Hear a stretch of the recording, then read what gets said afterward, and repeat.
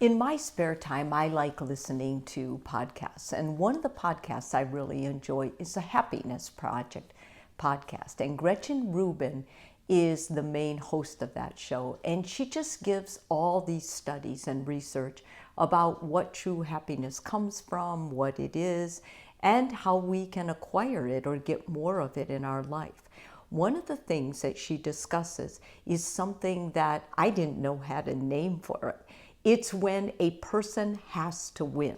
No matter what argument, no matter what you say in life, this person has to win. And not only does this person have to win, but that means you lose. This type of a communication is called oppositional communication style. And it's not a mental illness. It's not really a problem if you know how to work this person, although this kind of person has interpersonal skills that makes them not liked by many. So only the people that they really truly try to connect with have to learn how to get along with them. And it's not easy, because if they have enough time and enough coaching, they can change. But this is their default. And most of the time, these people that use this conversational style that I find annoying, it comes from one of their parents. They parrot it, like basically they grew up with it, it's in them, and so they go back and they do it.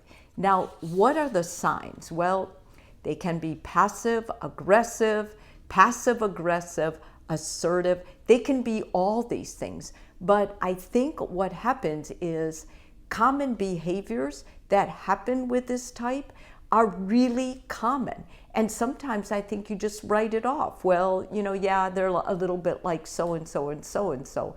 The problem is that when you're really with this person, what they may say in conversation when you're all together and it's kind of buffered by other people not needing to win, when it's just one-on-one with you, it's really difficult to take. So these are the common behaviors they have.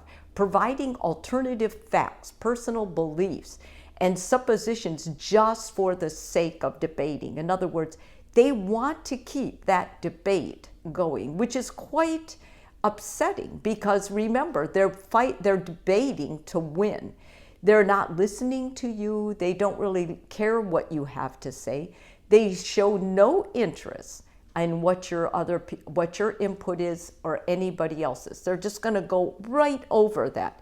They change topics to cover up misunderstandings of the facts. So what will happen is, if they're caught, if they're actually debated with someone who is perhaps better than them, then they will oftentimes change the topic and they'll use something else to cover up whatever they said that wasn't even true. You see this a lot in politics happening, which if you stand back and watch it, you can say this person has oppositional communication style, hands down. Like half of what they're saying probably isn't even true.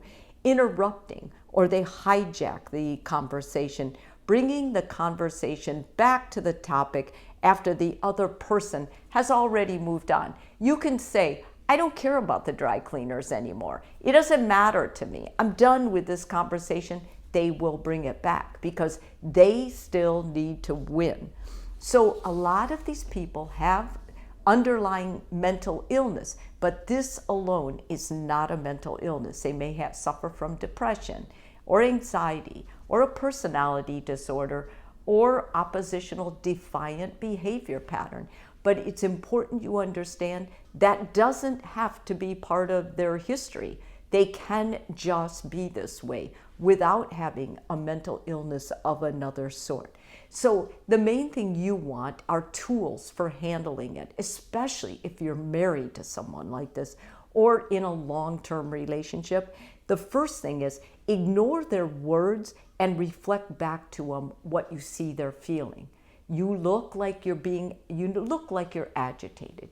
You're looking now like you're angry. I can understand that this is important to you. You need to win this conversation.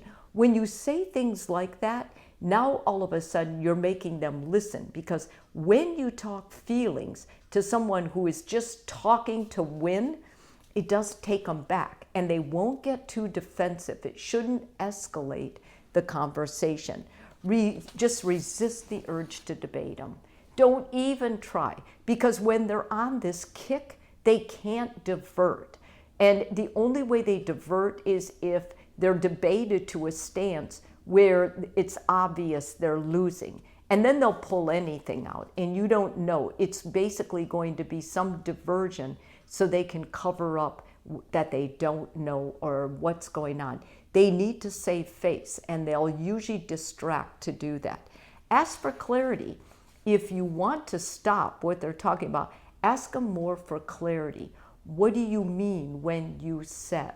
What does that mean when it says whatever? When you ask people who need to win what something means or how that works or what part are they most passionate about in telling you this, it does take it aback, and oftentimes it will shut it down.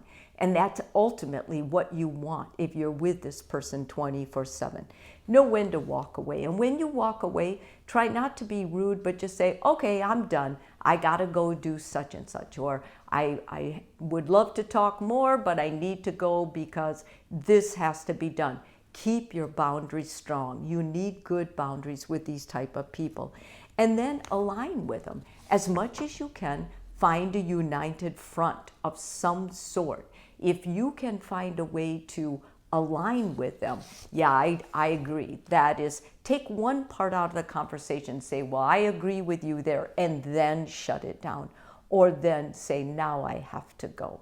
Whatever it is, the most important thing is you understand this is not a mental illness. This is an annoying habit. And unfortunately, it's a default. They usually were exposed to it as a child.